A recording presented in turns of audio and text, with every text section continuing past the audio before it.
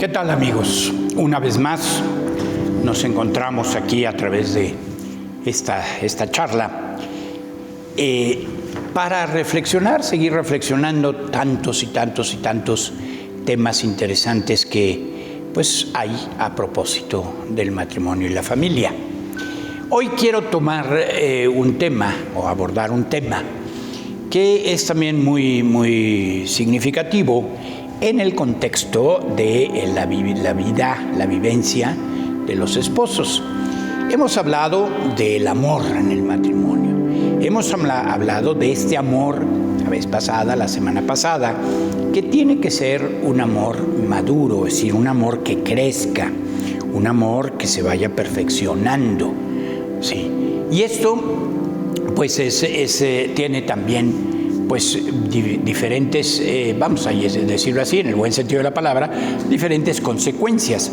Un verdadero amor maduro, un verdadero amor adulto, se vuelve también un amor fecundo.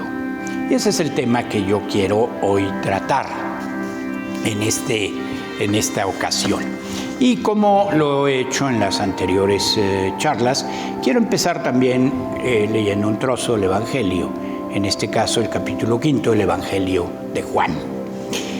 Dice: Jesús, tomando la palabra, les decía: en verdad les digo, el Hijo no puede hacer nada por su cuenta, sino lo que ve hacer al Padre. Lo que hace Él, eso también lo hace igualmente el Hijo, porque el Padre quiere al Hijo y le muestra todo lo que Él hace, y le mostrará obras aún mayores que estas, para que se asombren. El que no honra al Hijo, no honra al Padre que lo ha enviado. En verdad les digo, el que escucha mi palabra y cree en el que me ha enviado, tiene vida eterna y no incurre en juicio, sino que ha pasado de la muerte a la vida. El Padre tiene vida en sí mismo, y así también le ha dado al Hijo tener vida en sí mismo, y le ha dado poder para juzgar, porque es el Hijo del Hombre. No se extrañen de esto. Llega la hora en que todos los que están en los sepulcros oirán su voz, y saldrán los que hayan hecho el bien para la resurrección de vida, y los que hayan hecho el mal para una resurrección de juicio. Hasta aquí la palabra del Señor.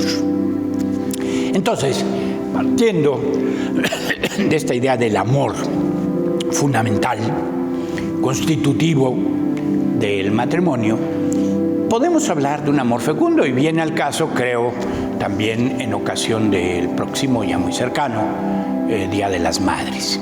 Evidentemente no voy a hablar solo de las mamás o de la maternidad, sino de la paternidad también, es decir, del amor fecundo de los esposos, ¿verdad?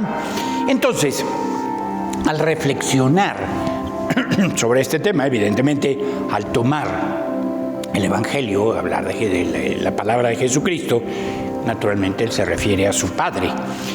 Y inevitablemente el pensamiento, cuando hablamos de paternidad, el pensamiento original pues está en el Padre Dios.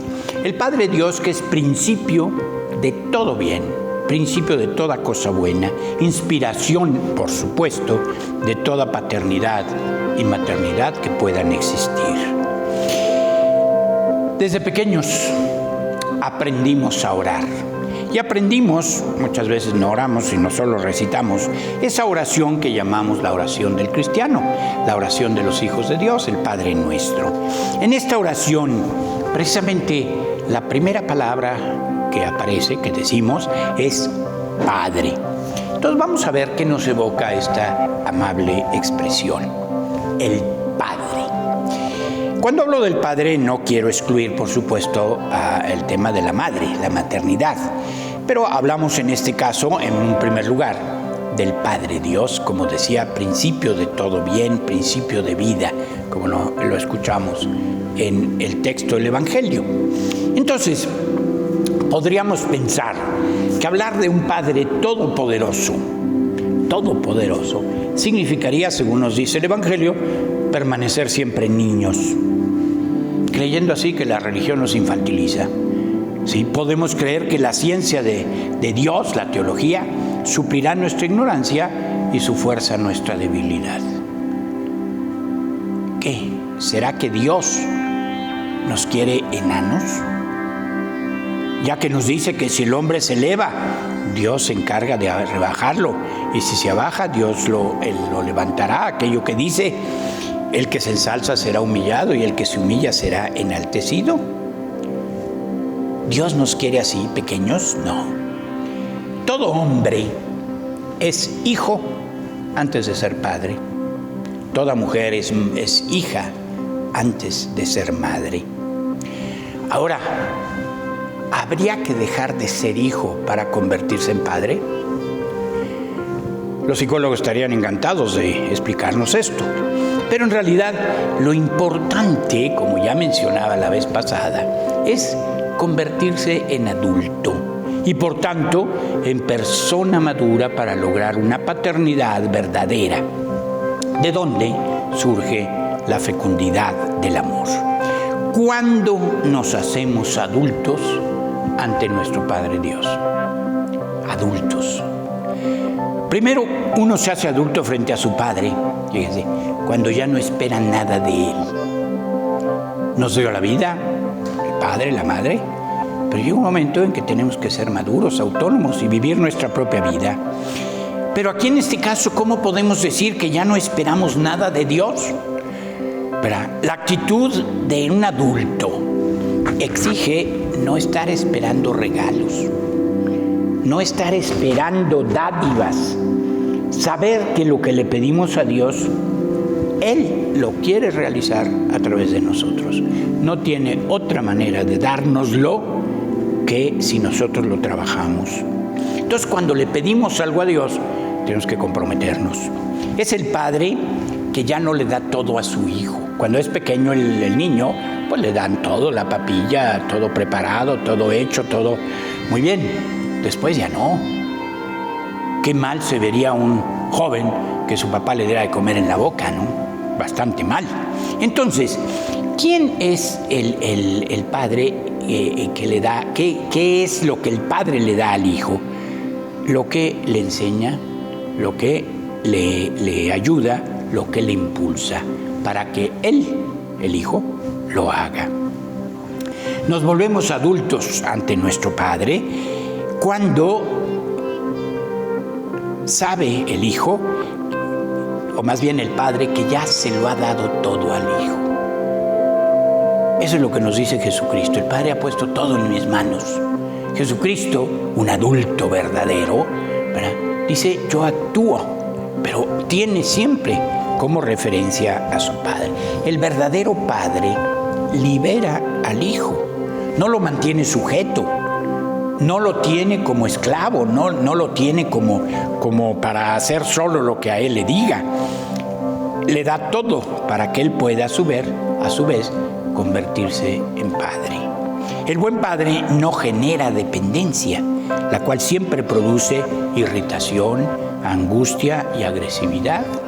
Las relaciones con un padre empiezan a ser afortunadas cuando cada uno sigue su propio camino, y esto es muy común. Cuando los hijos o las hijas están demasiado dominados por el padre o por la madre, llega un momento en que, como decimos comúnmente aquí en México, se saltan las trancas y se van por otro lado.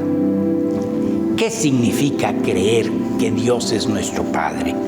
Es entenderlo y amarlo como alguien que nos promueve, como alguien que nos libera, como alguien que nos hace ser adultos, ¿verdad?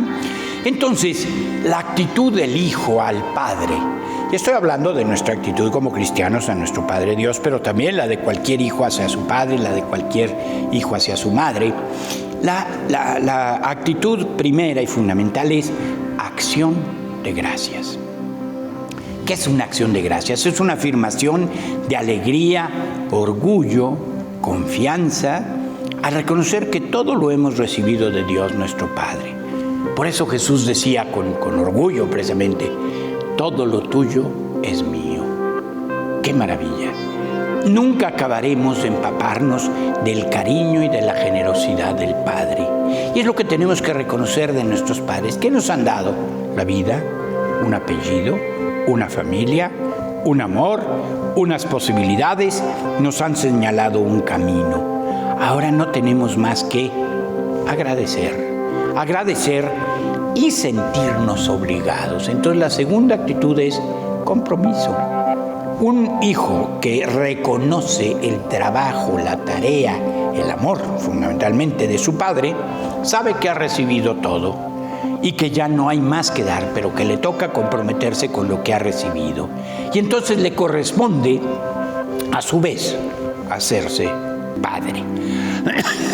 Por eso, decirle Padre a Dios es al mismo tiempo lo que en liturgia se llama un memorial, una actualización. Por ejemplo, la Eucaristía es memorial de la última cena y de la muerte de Jesús en la cruz y su resurrección. ¿Qué significa memorial? Que se está realizando en alguna forma, que se está repitiendo o actualizando. Entonces, que el ser padre sea un memorial significa que estamos actualizando el mismo dinamismo de vida que Dios ha tenido con nosotros. Y entonces aquí hablamos más específicamente de los esposos como padres. En cierto sentido, fíjense, la mujer es algo madre de su esposo. Se puede decir que en alguna forma le da vida. Sin embargo, cuidado con las mujeres demasiado maternales con su marido. Se arriesgan a infantilizar demasiado al hombre, ya de por sí bastante propenso a eso. En la charla anterior considerábamos la condición de las personas que a pesar de su madurez tienen regresiones, ¿sí?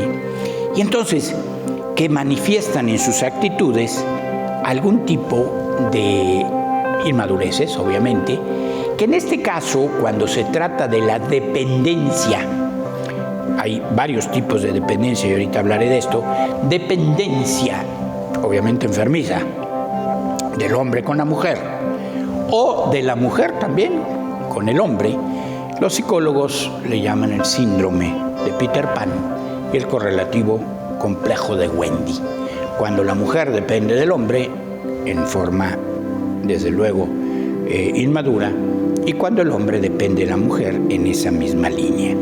Sí, una mujer que cree en su marido, que lo sostiene, lo apoya y le espera en él, sabe que su marido creerá en sí mismo y seguirá adelante. Para el hombre significa un motivo enorme de inseguridad el ver que se quiebra quien habitualmente lo precede y lo arrastra. Por eso es importante ser fuertes ante el esposo, ante la esposa. El marido también en alguna forma es algo padre de su mujer. ¿Cuántas veces la mujer ha recobrado la confianza, la fuerza y la alegría de vivir en brazos de su marido? Se pueden ayudar mutuamente a renacer y pueden llevar a cabo lo que cada uno por su parte a lo mejor sería incapaz de realizar. Y entonces ambos juntos tienen una misión común que desempeñar, que es la misión de la paternidad y la maternidad. Esta misión y la forma de llevarla a cabo significan de alguna manera un modelo y una inspiración de la misma relación conyugal de los esposos, ya que el amor paterno implica nunca desistir, nunca reconocer el derecho a desesperarse, siempre recomenzar y siempre ser incansables. Esto es lo que debería hacerse respecto a los hijos. Con mucha frecuencia, sobre todo cuando hay problemas en los matrimonios, desgraciadamente y casi tiro por viaje, los que la pagan son los hijos, siempre. El hijo o la hija no necesita tener un papá separado de su mamá. Necesitan un papá y una mamá que se amen, que estén juntos, que sean esposos. El mejor amor que puede dar un matrimonio a sus hijos es su amor conyugal. Y entonces, la paternidad, la maternidad pueden definirse también como una de las más grandes experiencias religiosas. Dios es Padre. No es posible aparentemente parecerse a Dios. Sin embargo, Cristo nos dice, sean perfectos como su Padre Celestial es perfecto. Y no podremos entender este tipo de perfección sin la experiencia de la paternidad y de la maternidad. Lo que esto implica, ¿sí? Cuando hablamos de esto, no estamos o no debemos entender solamente una cuestión meramente física o biológica. Ser padre, ser madre, significa comunicar la existencia, la alegría de vivir, es seguir dando vida a lo largo del tiempo, es comunicar el gusto por ser padre y ser madre, ¿sí? ¿Qué es lo que Dios ha hecho con nosotros? Dios nos ha creado, ¿para qué? Para comunicarnos su amor. No se vale tener hijos para no amarlos, ¿sí? Por eso Dios nos ha creado y nos ha dado su amor, ¿sí? Y Dios ha creado al hombre y se ha puesto al servicio del hombre para que el hombre llegue a donde está Dios. Y así podemos encontrar cuando Cristo nos dice, el Padre y yo somos uno. Jesús se presenta también con ese inmenso amor a cada uno de nosotros. Y el mejor signo, la mejor forma de entender este gran amor, pues es la cruz. Ahí está clavado el Señor por nosotros. Entonces, la paternidad y la maternidad consiste en mostrar hasta qué punto los esposos, no digo el papá por su lado, la mamá por su lado, sino los esposos saben amar, sufrir, crear, servir. Todo esto con un amor maduro. Por eso la paternidad y la maternidad es tan espiritual como física. Fíjense, desgraciadamente aumenta en nuestro país y en el mundo el número de madres solteras. ¿Qué quiere decir? Hijos sin padre. Y ahora también ha aumentado notablemente el número de padres solteros, hijos sin madre. Qué triste. Les falta algo importante, algo fundamental. Se puede ser padre. Es padre el que da la vida, pero no es padre con mayúsculas. Muchas veces nosotros no tenemos la palabra para diferenciar qué significa ser padre biológico y qué significa ser verdadero padre. Es decir, el que transmite vida, el que transmite valores, el que transmite amor, entendiendo que el amor es vida, ¿no?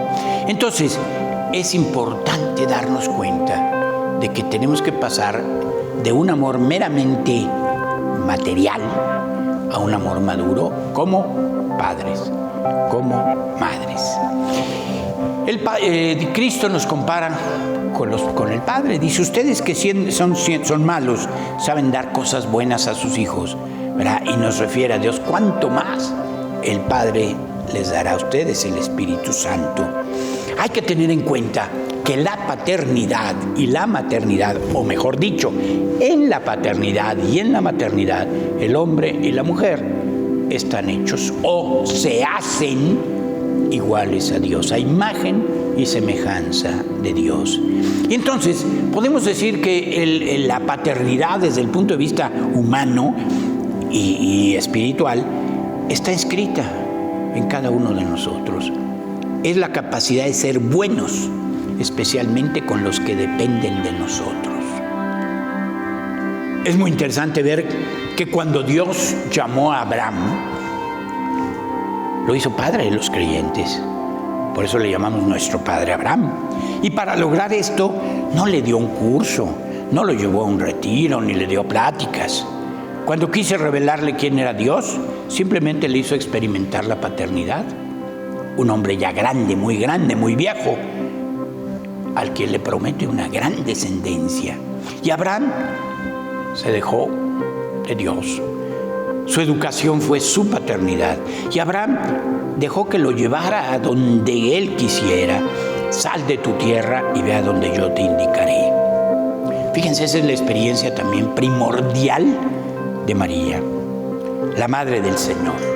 Cuando ella se sabe amada por Dios y elegida para ser la madre del Hijo de Dios, es cuando ella entiende plenamente, se entiende a sí misma y entiende su vocación.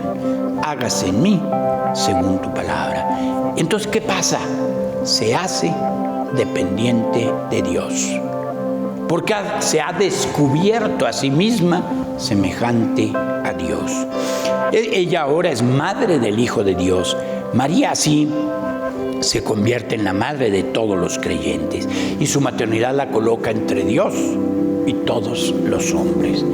Aquí hablamos de un dato que hoy no gusta mucho mencionar, mucho menos vivir, por supuesto, que es la dependencia. Hoy se insiste, no dependas, sé tú mismo, sé tú misma. ¿Por qué depender cuando puedes ser tú mismo? Y allí está el principio del fracaso. Si no dependemos de alguien, y si alguien no depende de nosotros, no sabemos vivir, no podemos vivir. Nosotros dependemos de alguien proporcionalmente al grado de dependencia que ese alguien tiene de nosotros. Yo me pregunto, por ejemplo, ¿quién depende más de quién? Un pequeño niño recién nacido, chiquito en su cuna, ¿depende más de sus padres? ¿O sus padres dependen más de él? Es obvio que para estar bien físicamente, estar limpio, estar cuidado, estar alimentado, depende absoluta y totalmente de sus padres. Pero sus padres dependieron de él, o dependen de él, en el sentido de que han cambiado todo. Y ahora su punto de referencia, su tiempo, sus esfuerzos, sus pensamientos, todo es el Hijo, dependen del Hijo, ¿sí? Nadie tiene mayor poder sobre nuestro corazón que quien depende de nosotros. Pero si el Padre hace que el Hijo no dependa de él, está matando de entrada algo que debería ser vida. Siempre somos muy independientes, fíjense, somos independientes de las personas, habitualmente de las personas que se hallan por encima de nosotros. Queremos ser independientes de nuestros jefes, queremos ser independientes de nuestros maestros, queremos ser independientes de nuestros superiores, queremos ser independientes de nuestros padres.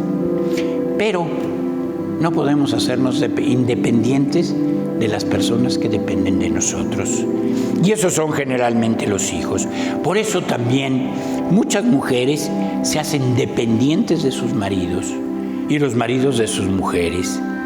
¿Y esto es malo? Por supuesto que no, porque no se trata de hacerse o de generar una dependencia en la cual no haya una creatividad, en la cual no haya una vida de cada quien, ¿sí? El verdadero amor, el juego del verdadero amor es la dependencia recíproca el uno del otro.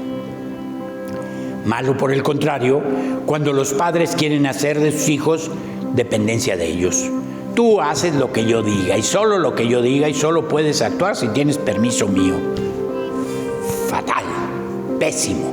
Esto quiere decir que no son verdaderos padres, que no han aprendido a ser padres. A Abraham, el amigo de Dios, Dios quiso convertirlo en un padre que supiera todo sobre la paternidad. Y de esta manera lo inició en la intimidad del corazón de Dios, haciéndolo un padre capaz de renunciar inclusive a su propio hijo. Sacrifícame a tu hijo, le dice a Abraham. Máxima expresión de amor, que nos parece una aberración, pero es lo que el Padre hizo, sacrificó a su propio Hijo por nosotros. ¿Verdad? Entonces, Él, el Padre Dios, podemos hablar, puesto que es amor, Dios es amor, depende del Hijo, y el Hijo depende de Dios.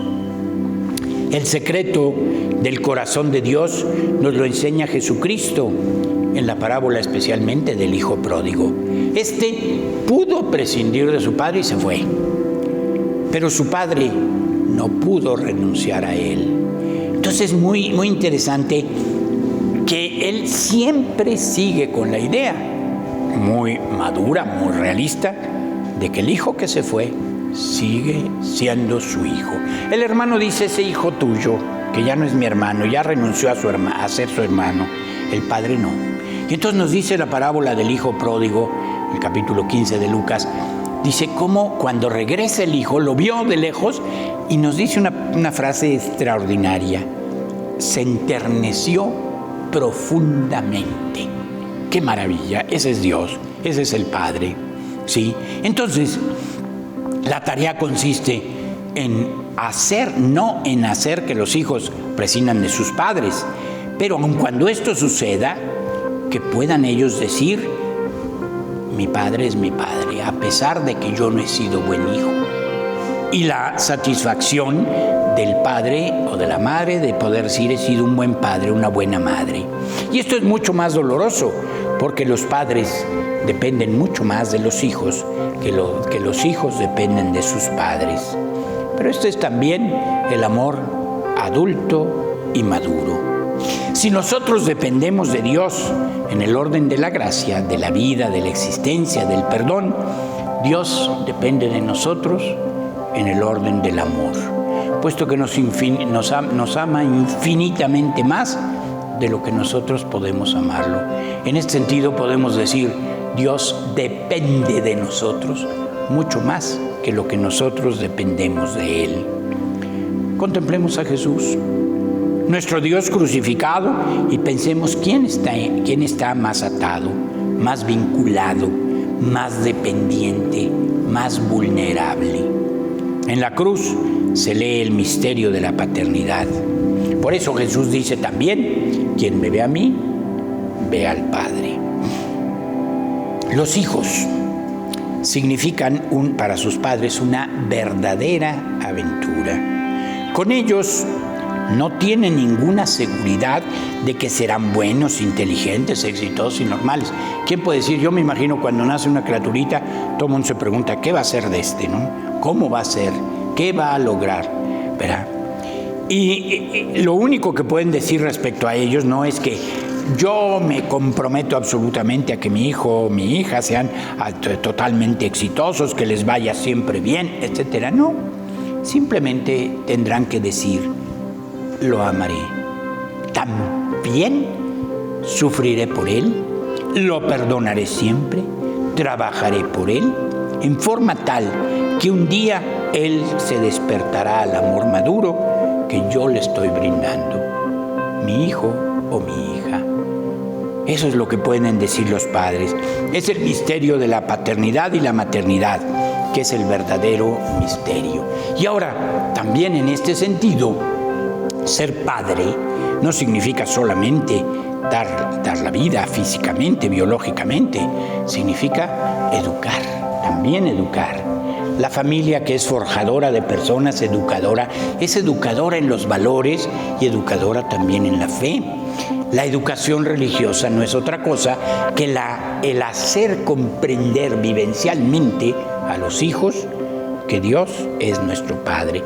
¿Cómo pueden captar los hijos el amor de un padre si lo tienen en la experiencia de sus padres? Si nunca han experimentado el amor de sus padres, ¿cómo van a experimentar el amor de Dios?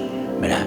¿Cómo van a tener una buena imagen de Dios quien nunca ha tenido una imagen buena de su padre o de su madre? ¿Sí? Entonces, ser padres significa reproducir en los hijos, en el corazón de los hijos, la imagen del Padre, la imagen de Dios. Ser testigos de que Dios es buenísimo, es un Padre buenísimo. El hijo pequeño, fíjense, confía totalmente en su Padre, ¿sí? Y conforme va creciendo, va cuestionando, va criticando, se va en alguna forma apartando, pero eso significa que va asumiendo su propia responsabilidad ante su propia vida, ¿sí? Y esto no significa que tienen que hacer a un lado a los padres, pero sí significa que tienen que seguir su propio camino y que sus padres no deben obstaculizarlo. Entonces, en una familia, los hijos deben cumplir la exigencia del amor, la experiencia y la exigencia del amor. ¿Esto qué implica?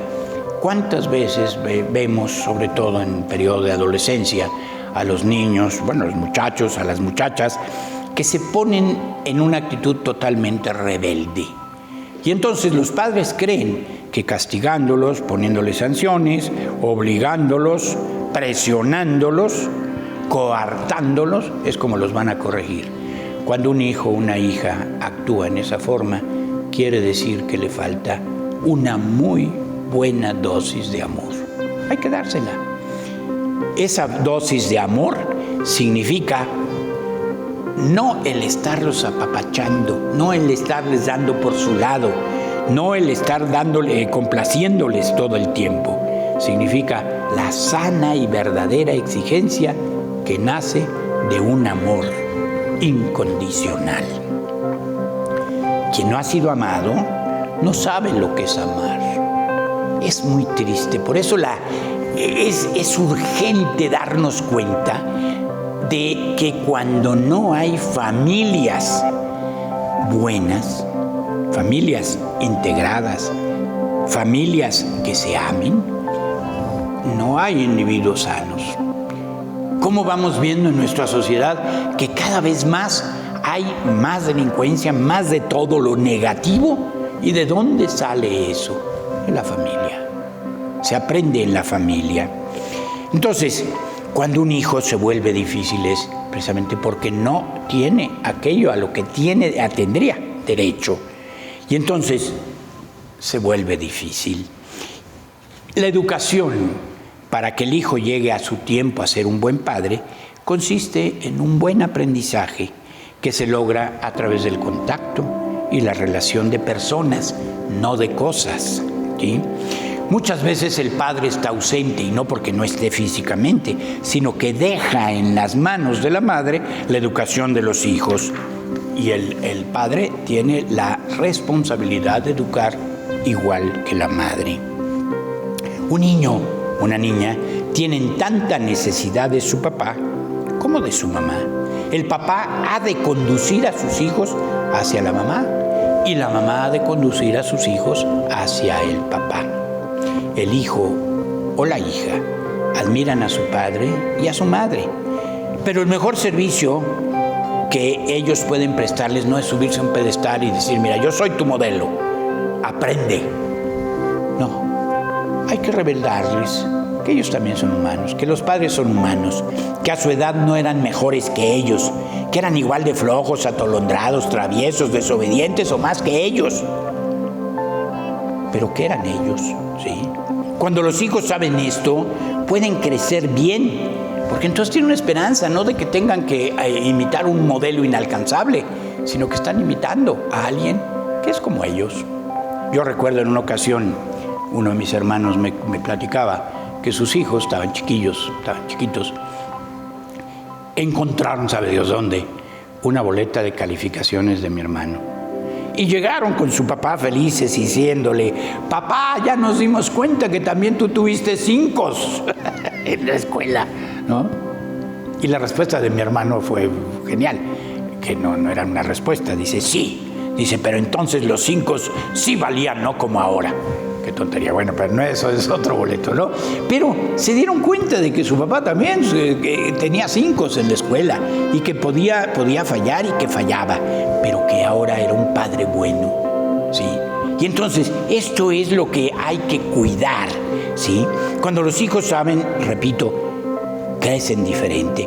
Cuidado con matar a los hijos con otro tipo de cosas.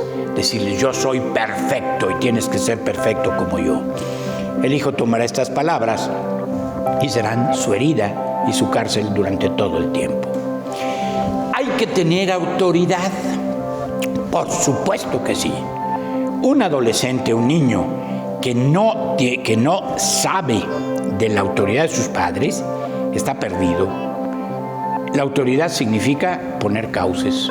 El niño necesita saber por dónde va, qué puede y qué no puede, qué debe y qué no debe. Y que haya sanciones, ¿sí?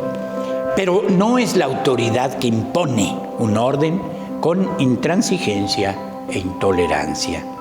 No debemos basar nunca la educación en esa autoridad.